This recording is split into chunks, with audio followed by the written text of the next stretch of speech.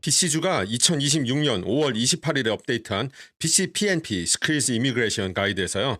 사무직, 푸드 서비스, 리테일, 종교 관련 직군 10가지, NOC 코드로 치면 총 12종을 BC PNP 선발 대상에서 제외한다고 밝히면서 많은 분들이 궁금해하고 또 걱정하고 계십니다.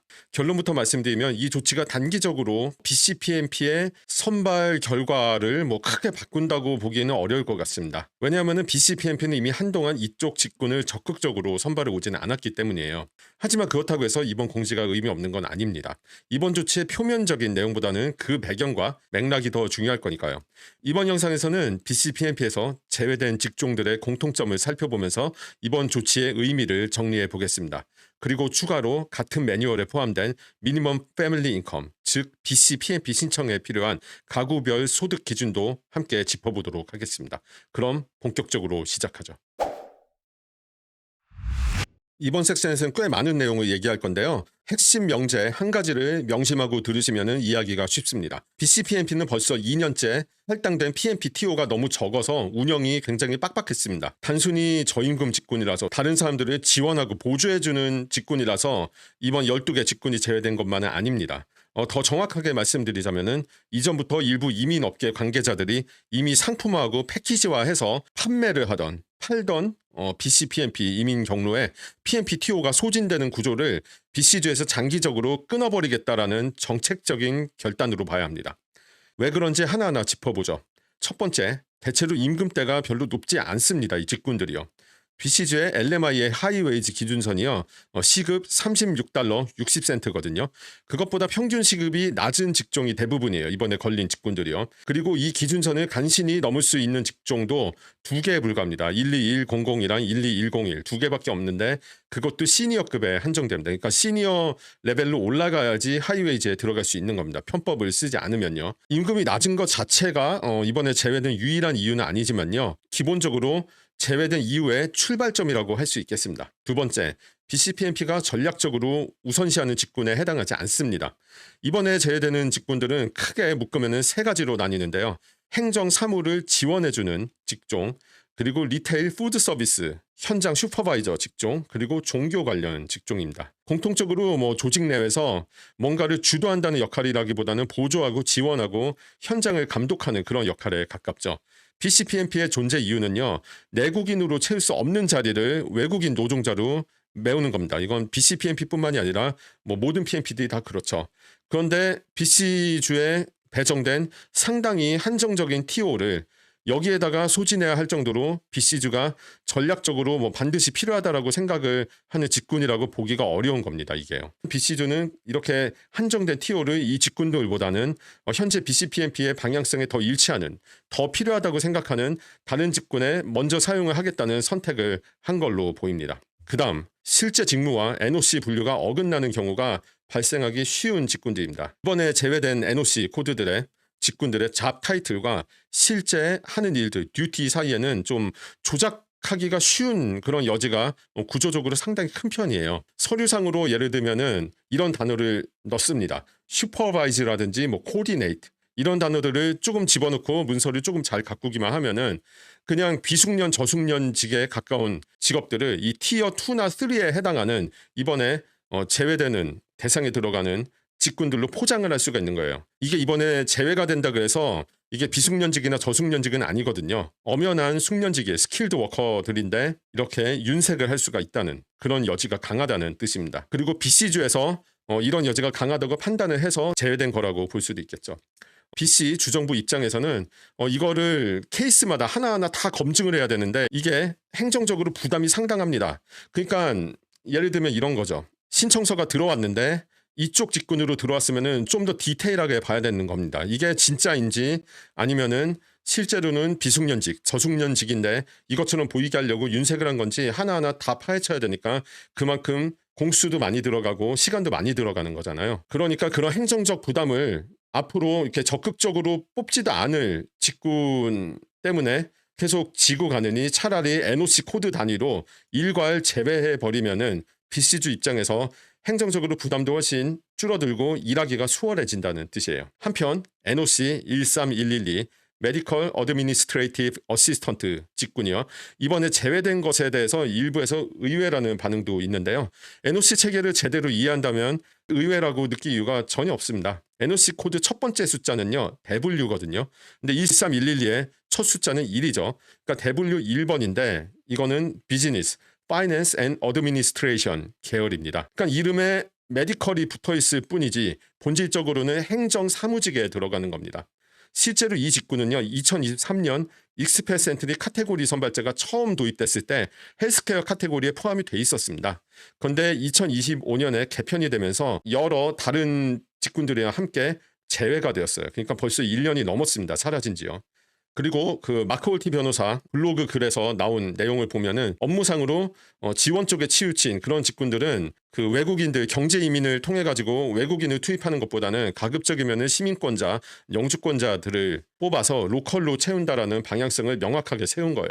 연방 정부가 이미 이렇게 제외한 직종을 BCPMP에서도 굳이 계속 이어갈 필요가 없다라고 생각을 한 거고, 그래서 이번에 이렇게 제외를 한 거고요. 이거는 뭐 꽤 자연스러운 수순이라고 할 수 있습니다. 그다음 소규모 사업장과 상당히 밀접한 관계가 있는 직군들이에요. 그래서 이번에 제외된 직군들이 대부분 식당, 카페, 뭐 소매점, 소규모 회계나 북키핑 쪽 사무실, 그리고 소규모 클리닉, 법률사무소, 뭐 교회, 종교단체 같은 곳과 연관성이 굉장히 높아요.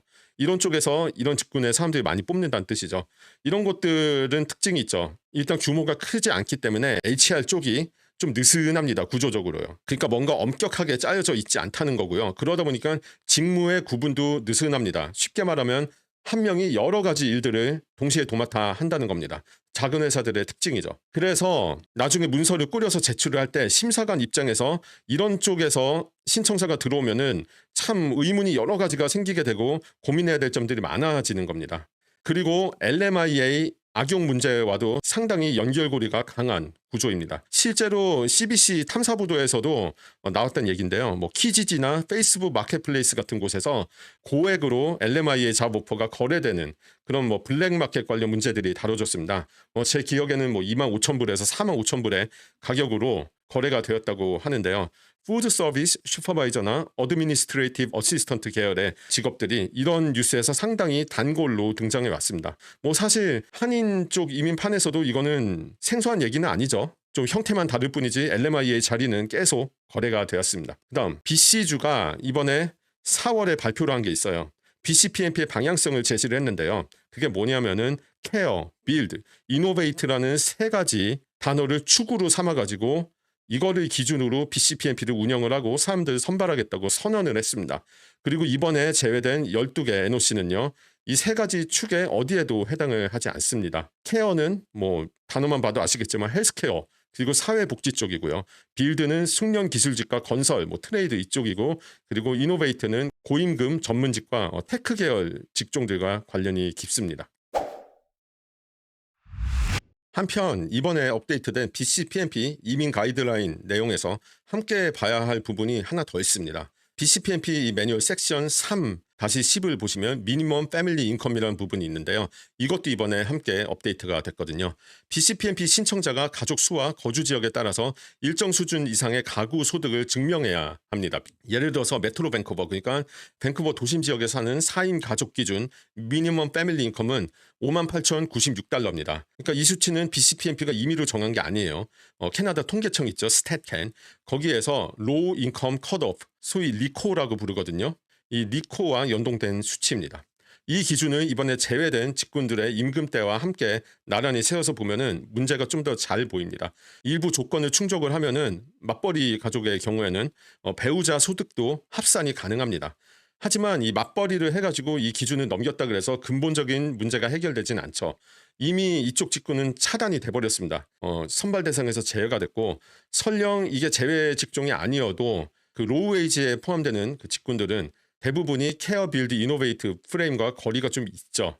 그래서 BCPMP를 앞으로 뚫기가 훨씬 더 어려워졌다고 말할 수 있습니다. 결과적으로 이번에 제외된 직군들 입장에서 보면 직종 기준으로도 막히게 됐고 그리고 소득 기준으로도 상당히 빡빡하게 됐기 때문에 약간 이중장벽이 생긴 셈이라고 말할 수 있죠. 게다가 가족 수에 비례해서 미니멈 인컴 기준이 올라갑니다. 이런 구조에서는 많은 이민자들이 어려움을 겪게 돼요. 자동으로 필터링 되는 사람들이 생기거든요. 이거는 굳이 한인들 얘기만은 아닙니다. 사실 한인들은 크게 여기에 해당이 안 되는데요. 그리고 뭐 최근까지도 로우 웨이지 LMI를 열심히 팔아먹던 업자들이 꽤 있는데 이 사람들도 앞으로 이쪽으로는 장사하기가 어려워질 겁니다. 물론 뭐 그쪽에 대해서는 제가 걱정할 이유는 없지만요. 이거는 약간 여담인데 그 캐나다 쪽 BC주도 그렇고 캐나다 뭐 어디 연방이 됐든 딴 주가 됐든 어떤 공식 문서에서도 특정 유형의 이민자를 걸러낸다라는 말은 적혀 있지 않습니다.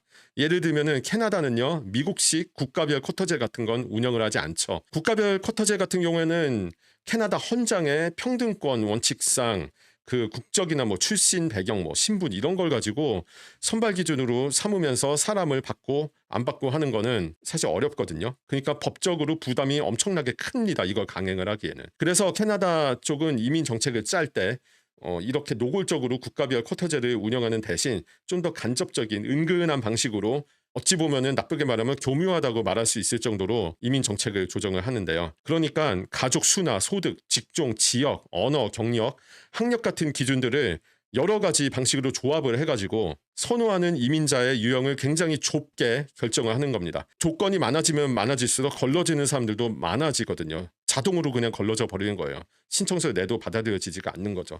이 미니멈 인컴 같은 경우에도 그런 겁니다. 이게 가족 수가 많으면 많을수록 이 기준이 올라가기 때문에 저소득층인데 자녀가 많은 가정들은 여기에서 필터링으로 걸러질 가능성이 큰 거고요. 그러니까 이거를 잘 생각을 해보면은 국가별 쿼터제는 없지만 프로필상으로 봤을 때 이런 가족들이 많은 그런 지역이나 국가 사람들은 좀 더 손해를 보게 되는 겁니다. 이번 조치는 이런 메시지를 던진다고 생각합니다. 접근하기 쉬운 직군으로는 이제 BCPNP로 PR을 노리기가 굉장히 어렵게 됐다. 이게 단기적으로는 실질적인 변화가 뭐 이렇게 눈에 띄게 나타나진 않을 거예요. 이번 조치를 하든 하지 않든 BCPNP에서는 이쪽 직군을 적극적으로 선발할 가능성은 매우 낮았습니다. 애초에. 그리고 이쪽 직군에 해당하는 BC 거주자 분들은 연방 익스프레스 엔트리 CEC 쪽에서 무한 경쟁을 해야 하는 그런 상황이 되었죠. 하지만 장기적으로는 확실히 변화가 있을 겁니다. 그러니까 선발을 할 생각이 없었던 직군을 그냥 이렇게 지지부진하게 놔두고 질질 끌고 가는 거랑 그리고 이렇게 공식적으로 제외하는 것의 차이는 장기적으로 굉장히 다른 효과를 불러일으킬 거거든요. 이번에 제외된 직군에 해당하는 외국인들은 앞으로 BC주에 이전보다 훨씬 덜 들어오게 될 겁니다. 그리고 대신 케어, 빌드, 이노베이트 직군에 해당하는 외국인들이 더 많이 들어올 가능성이 높겠죠. 그럼 장기적으로는 이민자들의 평균적인 프로필 자체가 바뀔 거고요. BCPNP는 이러한 효과를 노리고 이민자들의 전체적인 스펙 자체를 바꾸려는 의지를 보이는 거라고 뭐 그런 개인적인 생각이 듭니다.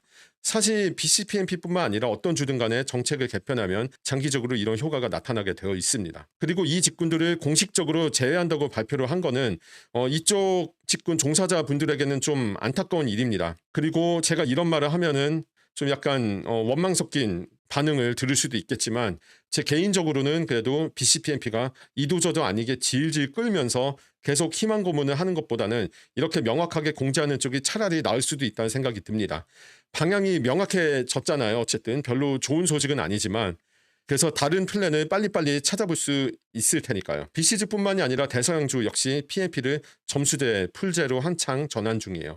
형태는 다르지만 방향성은 동일하다고 생각이 듭니다. 그러니까 이런 거를 다 종합해서 생각을 하면은 이번 BCPNP의 변화는 전체적인 캐나다 이민의 트렌드가 그냥 반영된 거고 뭔가 유니크하거나 새로운 거는 없다는 생각이 듭니다. 앞으로 캐나다 이민을 고려하시는 분들은 쉽고 빠른 길이랍시고 가능성이 거의 없거나 낮은 길 또는 편법으로 가득한 길로 유도하는 업자들의 말에 넘어가지 않으시면 좋겠습니다. 힘들더라도 더 확실하고 이 정착에도 실질적으로 도움이 되는 약간 미래지향적인 길을 물색하시면 당장은 힘들어도 장기적으로는 더 나은 결과를 보실 수도 있을 겁니다. 키아리 채널은 그런 길을 찾아가시는 과정에 조금이라도 힘이 되기 위해서 앞으로도 계속 노력하도록 하겠습니다. 여기까지 영상 시청해 주셔서 감사하고요.